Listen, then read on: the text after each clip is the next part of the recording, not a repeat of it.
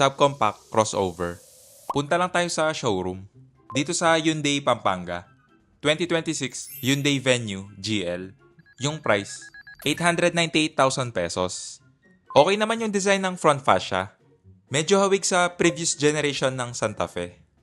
Yung headlamps, halogen, walang fog light, 15-inch alloy wheels, naka-disc brake sa front and rear, body color yung side mirror cover, walang camera, wala ring blind spot monitor, naka-remote keyless entry, medyo mababa lang yung ground clearance. Check natin yung interior, fabric seats, manual seat adjustment sa driver, same sa front passenger. Sa door panel, hard plastic. Hard plastic rin yung armrest. Power window switch na hindi automatic. Polyurethane or plastic steering wheel. Electric power steering na to, kaya expect nyo na magaan. Tilt and telescopic adjust tong steering column. Full screen na yung instrument cluster. Pagdating sa visibility, okay naman, medyo mataas yung ride height. Kita pa rin yung hood. Hindi rin sobrang kapal ng A-pillar, kaya less blind spot. 8-inch infotainment system. May volume and tuning knob. Manual climate control.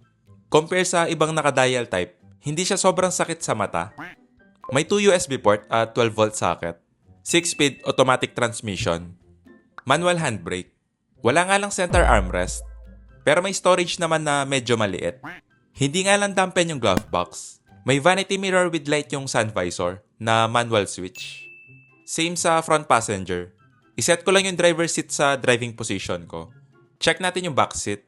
For reference lang, 5'7" yung height ko. Fabric seats. Sa door panel, hard plastic. Hard plastic rin yung armrest. Power window switch, pero hindi automatic. Nakaset na to sa driving position ko, yung legroom. Okay lang yung space, hindi maluwag, hindi rin masikip. Yung foot space, makakapag-stretch ka pa. Hindi nga lang flat yung floor, medyo mataas din yung hump. Bitin lang yung foot space sa middle seat, pero yung seating position, okay lang. Yung headroom, nasa around 4 inches pa. Okay naman yung seating position, hindi siya upright or 90 degrees. Wala nga lang USB port dito sa likod. Check natin yung cargo space. Okay naman yung design ng rear end, simple lang na cute tignan. Yung taillight, halogen, may reverse camera, parking sensor, manual tailgate, na okay lang naman. Malaki na rin yung storage space. Nandito sa underfloor storage yung spare tire.